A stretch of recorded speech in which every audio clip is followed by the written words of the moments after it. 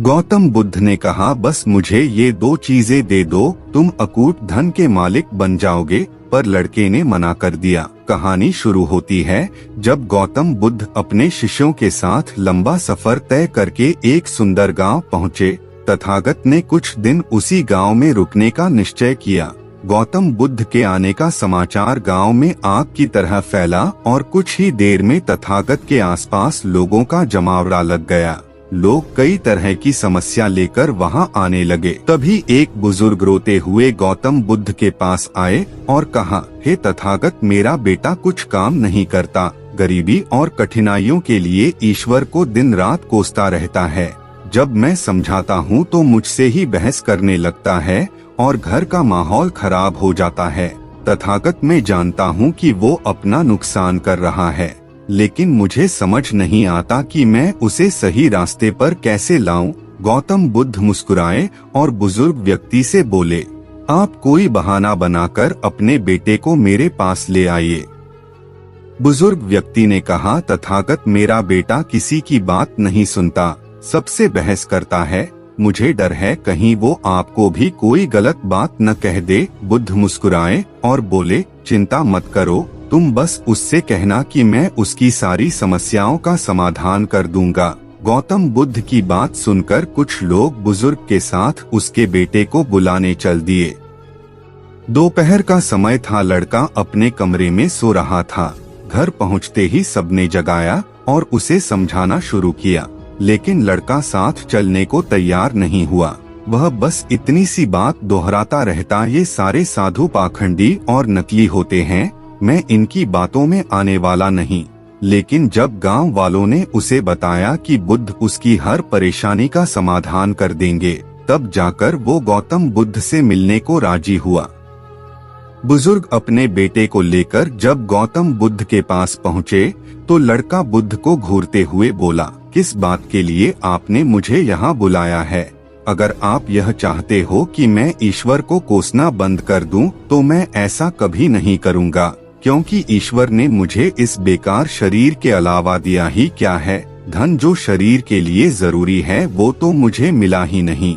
अगर आप मेरी धन की समस्या खत्म कर सके तो ठीक है, नहीं तो अपना बोरिया बिस्तर समेटिए और आगे बढ़िए।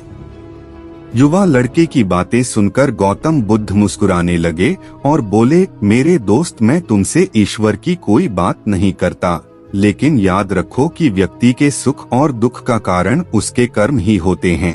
इसलिए किसी और को कोसने की बजाय अगर तुम मेहनत करोगे तो तुम्हारा जीवन आसान हो जाएगा। गौतम बुद्ध की बात सुनकर वह लड़का आग बबूला हो गया और कहने लगा, मुझे आपके भाषण से तो नींद आ रही है, इससे तो अच्छा मैं घर में ही सो रहा था। मैं यहाँ सिर्फ धन की मदद के लिए आया हूँ। अगर आप मेरी समस्या हल कर सकते हैं तो कहें, नहीं तो गांव से चले जाएं। तथागत थोड़ी देर शांत रहे। वह समझ रहे थे यह अड़ियल किस्म का व्यक्ति है। गौतम बुद्ध उस नौजवान से बोले, मैं एक राजा को जानता हूँ और तुम्हें उससे धन दिलवा सकता हूँ, जिससे ना तुम केवल व्यापार वगैरह कर सको बल्कि इतना धन मिलेगा कि तुम नगर सेठ बन जाओगे, लेकिन बदले में तुम्हें भी उसे कुछ देना होगा। वो लड़का बोला, मैं राजा को क्या दे सकता हूँ, मेरे पास तो कुछ भी नहीं है। गौतम बुद्ध ने कहा, राजा का एक पुत्र है जो जन्म से ही नेत्रहीन है। राजवैद्य ने कहा है कि अगर राजकुमार को किसी जीवित व्यक्ति की आंखें मिल जाए तब वो ठीक हो सकता है। अगर तुम अपनी दोनों आंखें राजकुमार को दे दो तो राजा तुम्हें सोने से तौल देंगे, फिर तुम अपना जीवन आराम से बिता सकते हो।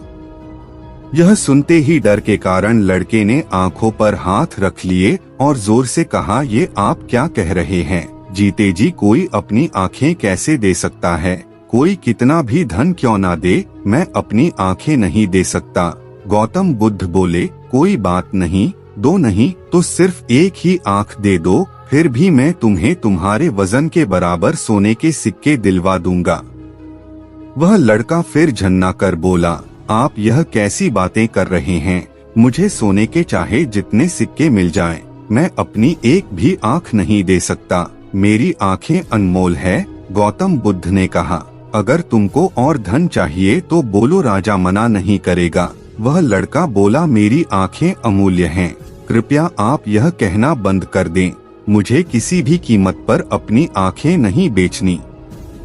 लड़के की बात सुनकर गौतम बुद्ध ने कहा, मेरे प्यारे दोस्त, अभी कुछ समय पहले ही तुम अपने शरीर को बेकार कह रहे थे, कोस रहे थे, और अब तुम कह रहे हो कि तुम्हारी आंखें अनमोल हैं। आंखें तुम्हारे शरीर का छोटा सा हिस्सा हैं। अगर तुम्हारी आंखें अनमोल है तो तुम्हारा शरीर कैसे बेकार हो सकता है? अगर शरीर तुम्हें अनमोल लगता है तो तुम्हारी बुद्धि की क्या कीमत है? अगर यह सब अनमोल है तो जीवन शक्ति जो तुम्हें जिंदा रखे हुए हैं, उसकी क्या कीमत है? गौतम बुद्ध के शब्द सुनकर उस लड़के की आंखों में आंसू आ गए। वह तथागत के चरणों में गिर के रोने लगा। फिर कहा, मैंने बहुत बार कोशिश की लेकिन मैं कुछ कर नहीं पा रहा, इसलिए मैं इतना हताश और कड़वा हो गया हूँ। गौतम बुद्ध ने लड़के को उठाया और कहा, मेरे दोस्त, इंसान का जन्म बहुत कीमती है। केवल इंसान के पास ही इतना विवेक होता है कि वह सही गलत में अंतर कर सकता है। ताकतवर पशु पक्षियों में भी यह स्वतंत्रता नहीं है। इसलिए अपने शब्दों की ताकत पहचानो और किस्मत को कोसना बंद करो। जब सिर पर परेशानी आती है तो हम सब नकारात्मक हो जाते हैं और भूल जाते हैं कि हमारे पास कितनी सारी बेशकीमती योग्यताएं हैं। गौतम बुद्ध कहते हैं कि बनाने और मिटाने दोनों की शक्ति हमारे शब्दों में है।